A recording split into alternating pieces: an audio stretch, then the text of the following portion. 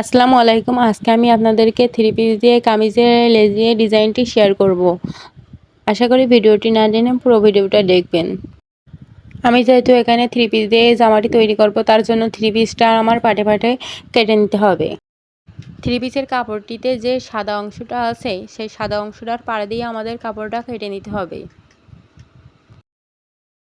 সম্পূর্ণ কাপড়টা আমাদেরকে কাটা হয়ে গেলে তারপরে একটা পাট নিয়ে এক ভাঁজ দিয়ে নিচের মেজারমেন্ট অনুযায়ী ভাঁজ করে নিতে হবে। যেমন আমি এখানে 14 ইঞ্চি পরিমাণে আরটা ভাঁজ দিয়ে নিয়েছি। আরেকটি পাটও আমি একইভাবে ভাঁজ নিয়ে নেব, কিন্তু এই পাটটা আমার গলার ডিজাইন আছে বলে মাঝখান বরাবর ভাঁজ দিয়ে নিতে হবে। কাপড়টি আমাদেরকে ভাঁজ দেওয়া হয়ে গেছে। এবার আমাদেরকে বডির মেজারমেন্ট অনুযায়ী মাপ দিয়ে বডিটা কাট করে নিতে হবে।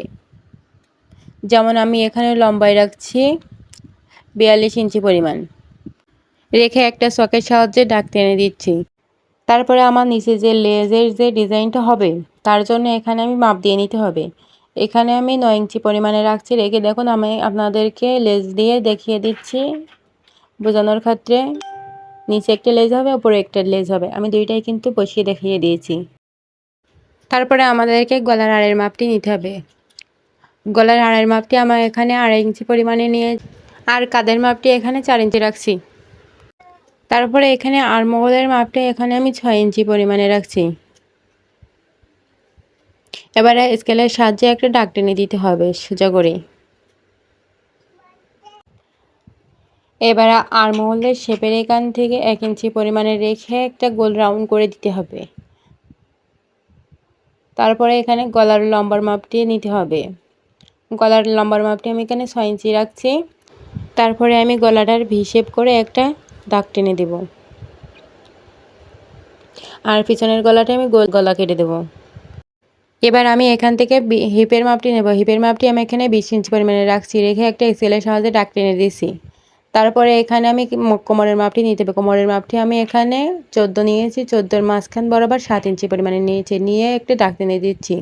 এখানে আমি বডিতে 12 ইঞ্চি পরিমাণে দাগ দিয়েছি এবং কোমরে আমি 10.5 ইঞ্চি পরিমাণে দাগ দিয়েছি, এবং হিপের এখানেও আমি বডির মাপটা 12 ইঞ্চি পরিমাণে নিয়েছি। নিয়ে এখন চকের সাহায্যে একটা দাগ টেনে দিতে হবে। দাগটা যে পরিমাণে দিয়ে নিয়েছিলাম সে পরিমাণে মিলিয়ে মিলিয়ে নিতে হবে। গলার দিকে একটা সোজা শেপ কাট নিয়ে দাগ টেনে দিতে হবে।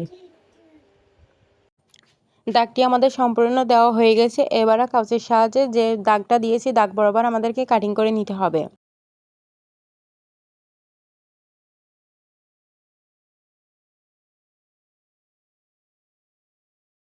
আর নিচের দিকে হালকা 1 ইঞ্চি পরিমাণে একটু রাউন্ড করে দিতে হবে, তাহলে আমাদেরকে কামিজের সাইড ফাড়াটা নিচের দিকে ঝুলে পড়বে না।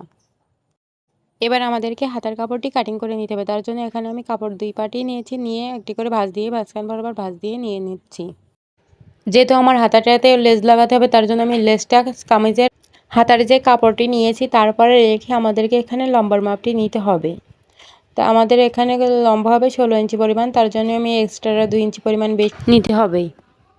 এখানে আমার হাতার আর্মহোলের মাপটা নিতে হবে, তার জন্য আমি অপর সাইডে 3 ইঞ্চি পরিমাণে নিয়ে একটা দাগ টেনে দিতে হবে, দিয়ে হাতের সাহায্যে একটা রাউন্ড করে দিতে হবে। তারপরে এখান থেকে আমার যেহেতু প্লাজো পানা হাতা হবে, তার জন্য আমি হালকা করে নিয়েছি, নিয়ে কাটিং করে দিতে হবে। কামিজটা আমাদেরকে কাটিং করা হয়ে গেছে। কামিজের হাতাটাও কিন্তু কাটিং করা শেষ, আর কামিজের সেলাই ভিডিওটা পরবর্তী পার্টে আসছে।